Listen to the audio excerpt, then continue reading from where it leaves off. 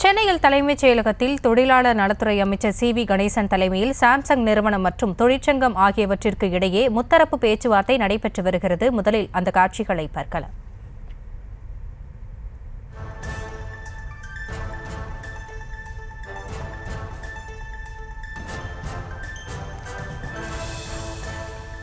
சென்னை தலைமைச் செயலகத்தில் தொழிலாளர் நலத்துறை அமைச்சர் சி.வி. கணேசன் தலைமையில் சாம்சங் நிறுவனம் மற்றும் தொழிற்சங்கம் ஆகியவற்றிற்கிடையே முத்தரப்பு பேச்சுவார்த்தை நடைபெற்று வருகிறது. விவரங்களோடு இணைந்திருக்கிறார் செய்தியாளர் பாரிகார்த்திக். இந்த முத்தரப்பு பேச்சுவார்த்தை குறித்தான முழு விவரங்கள்.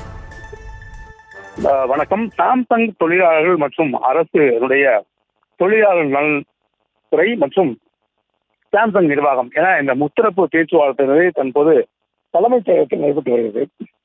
பொதுவாக இந்த கூட்டத்தின் பொறுத்த வரைக்கும் ஏற்கனவே பல தரப்பு பேச்சுவார்த்தை போது நடைபெற்றது.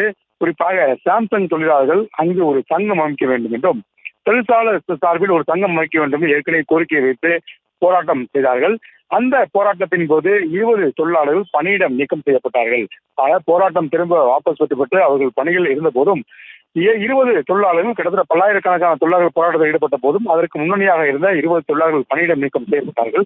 எனவே அந்த பணியிடம் நீக்கம் செய்யப்பட்ட தொழிலாளர்களை மீண்டும் பணியில் அமர்த்த வேண்டும் என்றும் அதே போல சாம்சங் நிர்வாகத்துடன் பேச்சுவார்த்தை நடத்தி ஊதிய உயர்வை அரசு உறுதி செய்ய வேண்டும் என்றும் இந்த 2 கோரிக்கைகளை பிரதானப்படுத்தி இந்த பேச்சுவார்த்தையாக நடைபெற்று வருகிறது.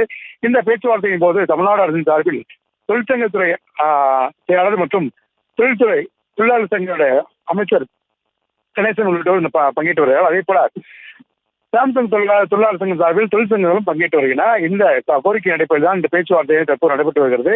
ஏற்கனவே பல கட்ட பேச்சுவார்த்தை தொடர்ச்சியாக நடைபெற்ற நிலையில் தற்போது இந்த பேச்சுவார்த்தை முடிவுக்கு வரும் என்று எதிர்பார்க்கப்படுகிறது. அவருடைய பிரதான கோரிக்கையாக அந்த சாம்சங் போராட்டத்தின் போது பணியிட நீக்கம் செய்யப்பட்ட தொழிலாளர்களுக்கு மீண்டும் பணி வழங்க வேண்டும் என்றது முக்கியத்துவம் வாய்ந்த ஒரு கோரிக்கையாக இருக்கிறது.